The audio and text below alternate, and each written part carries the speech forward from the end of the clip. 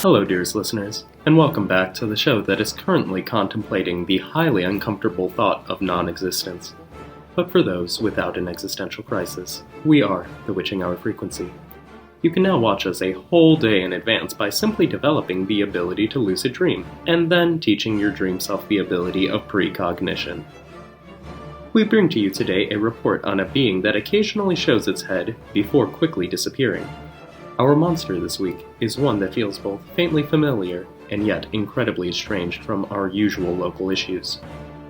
That's how I feel about 90% of my family at the reunions. They seem vaguely familiar, but so many of them have overlapping deific designations. Like, why are there different gods of the sun, or the moon, the sky, and the night? Not to mention the fact that the god of the dead, the god of death, and the goddess of hallowed death are all different things entirely. It's funny that you bring up the idea of family, as this is a tale based entirely upon the ties of family. Definitively about siblings and maternity, but possibly also general paternity.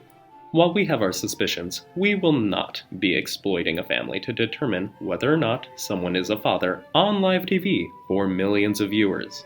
We here will only discuss the theories as just that, theories. We will also attempt to debunk some of the more slanderous accusations. We wish we had even a fraction of that viewership. Technically, we do have a fraction of that viewership. It is a very small fraction, but a fraction nonetheless. They have a pretty good point there. Technically, any number of viewers would be a fraction of the total viewers of an outdated talk show format. Ugh, let me be better. While we give King time to pull up from that emotional tailspin, we have some local announcements. The sandwich shop that does not have a menu or a name, but always sells you the exact sandwich you loved as a child, would like to offer you, dearest listener, a job. The job requires you to get into shape, but not too good of shape so the meat isn't tough. I assume they mean they don't want you to, pound the deli meat too hard or something. It's probably fine. They accept applications in their mailbox. It's the one with the really long pig on the side.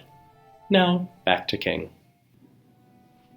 While we may only briefly address the rumor of the father, we do have information on the confirmed mother of the being this week.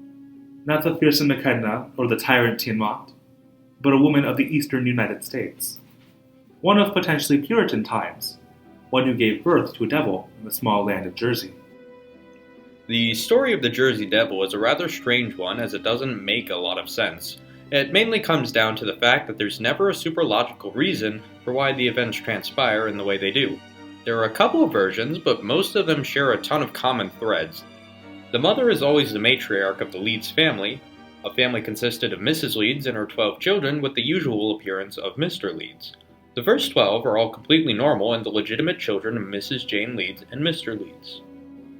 Okay, so given that the average life expectancy in the 1700s was around 40, and a child takes 9 months to develop in the womb, then multiply that by 12.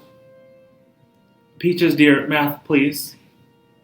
That is a total of 108 months, or 9 years spent pregnant, which is 22.5% of her life, if we assume she lived 40 years exactly. Given that this was most likely all for the sake of free labor, this is like spending a quarter of your life just training workers to barely survive off their physical labor. The inefficiency of the human race astounds me. Every day we stray closer to our doom at the hands of an AI that we designated as Peaches. Indeed. Anyways, the important part of the story is Child 13, who is in some versions supposed to also be completely normal, at least it starts out that way. The pregnancy is normal and child labor occurs right around the typical 9 months. Mrs. Leeds, in her pain, curses the pregnancy. It is at this point we discover that the child looks rather strange. It's similar to a goat in a lot of ways, but many aspects of its appearance are horribly wrong.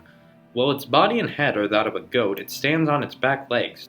Not as though it was anthropomorphized, but rather like its real legs were painfully flexed back from the normal quadruped stance. This leaves it hunched over, unable to breathe properly. It is forced to constantly heave.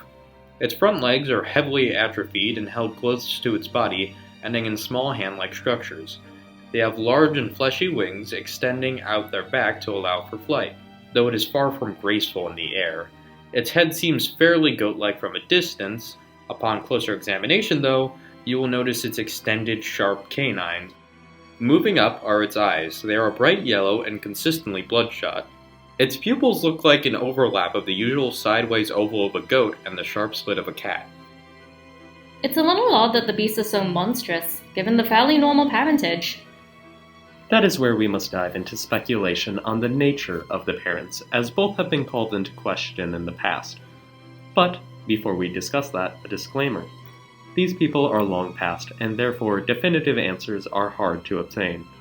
We will discuss the theories, but the true answer is lost to time and should remain that way for the privacy of Miss Leeds. Before we dive further into this, a word from our sponsor. This broadcast is brought to you by Chiefs Paving in Highland. Ever need new floors? A new driveway? Is the hole in your basement getting bigger and warmer every day? Chiefs Paving in Highland has just the fix for you. With many options to choose from, there's no road or floor Chiefs cannot do. Call now and inquire about their demonic services and backroom deals. For the next 2 weeks, they offer 33% off all dangerous jobs. What that means is up to them and we won't question it. Thank you to Chiefs Paving in Highland for sponsoring us. Welcome back. Now over to King with details on the historical theories behind the birth of the Jersey Devil. There have been reports regarding both parents and how this may have influenced the monstrous nature of the child. It makes the most sense to discuss the mother first. As we discussed earlier, the base legend states that she was a perfectly normal person who simply made the mistake of cursing her own pregnancy. Naturally, there seems to be a few holes in this version of the story. The most prominent one being how the ordinary Miss Leeds would have this kind of power to begin with. Some have speculated that she may have been a witch, as uninspired as that may be. The rationale is that a witch would have the power to curse, thus allowing for the curse that would alter the child at birth. The primary problem with this theory is that there is nothing else that suggests she may have ever engaged in witchcraft, and generally anything out of the ordinary at the time was considered witchcraft. You'd be tried as a witch for walking too confidently. To further expose the ridiculousness of this theory, we would need to discuss the theory that the father was an actual demon if not the devil himself. The logic, if you could call it that, is that demons look like goats apparently. Clearly these people have never read the Goetia, but I guess technically there are a few goat-like demons. The question would be, why? Why bother this woman? Because she is a witch, they would produce a monster who ultimately is a little more than a nuisance. It's a rather underwhelming plan for primordial entities. I think the more clear answer is that there may have been external factors, and these theories are just a way of placing blame. The people of the time would immediately jump to the belief that any sort of negative event must have been the fault of the people involved. The manner in which the Jersey Devil was born is not important at this point. People have come up with insane ways to try and find reason to something that just isn't part of the fauna of the area. It does not cause harm and really is more of a celebrity at this point. Cryptids deserve a little peace of mind too. The number of theories people have about me are insane. Most of them have to do with nuclear experiments. That's not how it works, guys. If you get bitten by a radioactive spider, you'll most likely just die.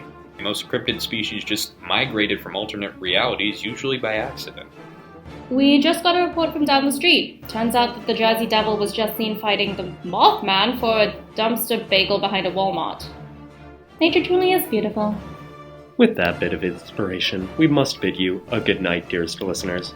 Remember, non-existence would mean that when you die, you don't perceive anything.